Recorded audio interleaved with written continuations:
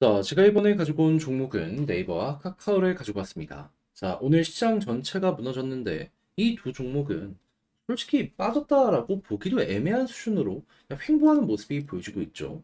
그러다 보니까 이제는 진짜 바닥일 수 있겠구나라는 걸 이제 첫 번째로 생각을 할 수 있는데 저는 여기서 한 발 더 나아가서 나오고 있는 내용을 보면은 오히려 상황은 더 좋아진 것 아닐까? 이렇게까지 해석을 할 수 있을 것 같습니다. 정확하게 무엇 때문에 네카오에 대해 높게 평가를 할 수 있는지 풀어보도록 할 테니까 일단 들어보시고 도움 된다면 구독과 좋아요 한번 꾹 눌러주시면 감사드리겠습니다. 자, 일단 지금 이 팀F 이야기가 계속 흘러오고 있는 상황이죠. 이제 주요 일정 딱 돼가지고 이제 며칠 뒤에 본격적으로 파산을 할 수 있는 이러한 기업들도 공개가 될 것이다라는 얘기가 솔솔 피어오르고 있는데 이 팀F 안에 입점해 있는 업체들은 싹 다 빠질 수밖에 없겠죠. 자, 그러면 이 업체들 어디로 가게 될 가능성이 높을까요? 자연스럽게 우리가 여기에서 생각할 수 있는 건 뭐다? 쿠팡 쪽도 있지만 보다 수수료가 저렴한 네이버, 여기서 많이 빨아들일 수 있고 카카오도 어떻게든 쇼핑을 키워하고 싶어 하기 때문에 여기에 있는 셀러들 끌어들이려고 할 것이다. 그러면 지금 네이버의 매출의 30% 정도가 쇼핑에서 나온다라고 하는데 성장성 조금 더 확보하겠네. 그리고 카카오 같은 경우에도 이 매출 비중에서 쇼핑이 조금 올라올 수 있겠네. 이렇게 볼 수가 있겠죠. 그럼 이것만 하더라도 되게 좋은 호재 떴다. 이렇게 판단을 할 수 있는 것 같은데 근데 이것보다 좋은 내용은 뭐냐 하면 오늘 시장 하락이 왜 나왔냐면요. 미국의 제조업 지표가 발표가 되었습니다. 근데 어떻게 나왔냐면 예상치보다 엄청 낮게 나왔어요. 그래서 너무 좀 심각하게 낮게 나오다 보니까 미국의 경기 침체에 대한 이야기까지 들려오게 되었고 이게 미국 증시 전체에 하락을 만들었다라고 보시면 되거든요. 그래서 조정이 나오게 되었는데 중요한 건 뭐다? 이 미국 연준이 금리를 결정하는 데 있어서 보는 좀 핵심 중에 두 개가 꼽히는 게 어떤 게 있냐면 첫 번째가 이제 물가고 두 번째 같은 경우가 지금 여기서 보이는 경기거든요. 일단 연준이 이 금리를 결정하는 데 있어 갖고 크게 보는 이 두 가지 정도가 있거든요. 어떤 거? 달러의 가치를 지키기 위해서, 인플레이션을 막기 위해서, 이 물가를 안정적으로 유지하기 위해서 보는 거 첫 번째. 두 번째 같은 경우에는 미국의 경기가 안 좋을 때도 금리를 통해서 어느 정도 활성화시켜주는 게 있습니다. 근데 지금 물가는 얼추 잡히고 있잖아요. 그러면 이게 1순위인데 1순위가 어느 정도 해결이 되었으니 그 다음 경기, 2순위 여기에 대해서 많은 이들이 좀 시선을 돌려가지 않겠습니까? 그럼 무슨 일이 발달할까요? 당연히 금리 인하를 통해서 시장에 돈을 풀고 그를 통해서 경기가 꺾이는 걸 막으려고 하겠죠. 하다 보니까는 자, 네카오는 성장주죠. 이제 시장의 돈, 유동성이 어떻게 되는지 요걸 봐야 되는데 이 유동성의 이벤트가 9월부터 열리게 될 것이다라는 게 사람들의 중론이 되고 있습니다. 여기서 여러분들이 집중해서 보셔야 되는 건 뭐냐 하면 현재 금리가 5.5%인데 없죠.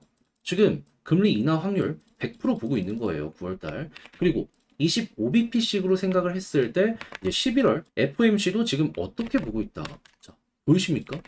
한 번 금리 인하면 5.25인데 없어요. 그러면 이때도 25bp씩 기준으로 놓고 보게 된다면은 금리 인하 100%로 보고 있구나. 이렇게 이야기 들려오고 있는 거고요. 그리고 12월 같은 경우에도 보면은 두 번 25bp씩 금리 인하면 5.0인데 이거 없네. 그러니까 100%씩 금리 인하를 계속해서 안 쉬고 할 것이다라는 게 지금 많은 투자자들이 하고 있는 생각이라는 겁니다. 뭐 때문에? 미국 경기가 꺾이고 있는 부분 때문에. 한데 꺾이려는 모습이 보여지게 된다라고 하더라도 이렇게 금리를 통해서 유동성을 공급하면 사람들은 기대감을 가질 거고 당연히 이 중에 얼마는 당연히 주식 쪽으로 가게 될 것이기 때문에 주식 쪽 같은 경우엔 이러한 돈들 때문에라도 성장주들에 대한 가격이 올라가게 될 가능성이 높겠죠. 그러면 여러분들 몇 달 동안 기다렸던 가장 기대했던 순간이 여기에서 오고 있다 보시면 될 것 같습니다. 아니 작년 10월달 여기 왜 올라갔습니까? 3월달 금리 인하를 할 수도 있다라는 기대감이 생기다 보니까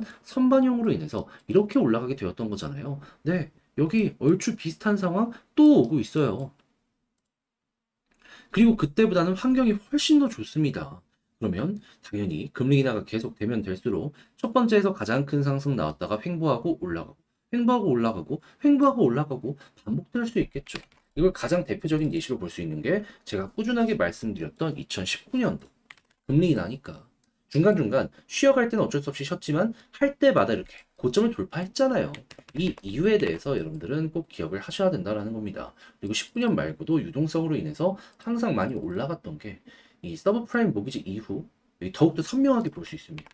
이게 다 그런 이유라고 생각하시면 돼요. 자, 해서 네이버와 카카오 쭉 한번 봤는데 이걸 글로 쓰면서 영상 마무리 한번 지어보도록 하면, 일단 첫 번째, 오늘 미국의 경기가 안 좋을 수 있다라는 부분 때문에 단기 쇼크가 오긴 했지만 이 부분은 향후 금리 인하라는 기대감으로 훨씬 크게 돌아올 가능성이 높기 때문에 문제될 건 전혀 없어 보인다.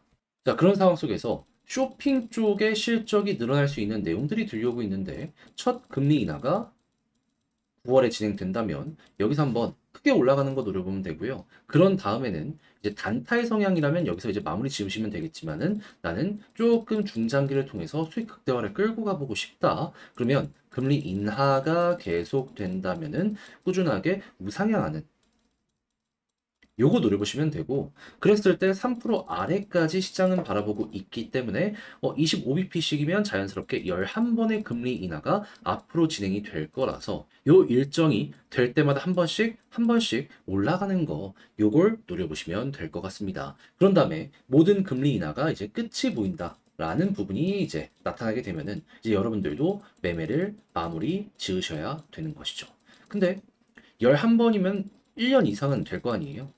그러니까 1년 이상 끌고 가실 분들 요 아래 거에 조금 더 집중을 하시면 아주 좋을 것 같습니다. 그리고 이렇게 해서 올라가면은 뭐 100%짜리는 우습게 나오는 경우가 되게 많잖아요. 저는 개인적으로 터질 때가 되지 않았나 싶네요. 자, 이렇게 해서 네카 한번 쭉 봤는데 여러분들께 제 영상이 도움이 되었으면 좋겠고요. 잘 보셨다라고 생각을 하신다면 구독과 좋아요 한번 부탁드리며 이상 영상 마치도록 하겠습니다. 여러분들 모두 이번 주 고생 많으셨고요. 주말 잘 보내세요.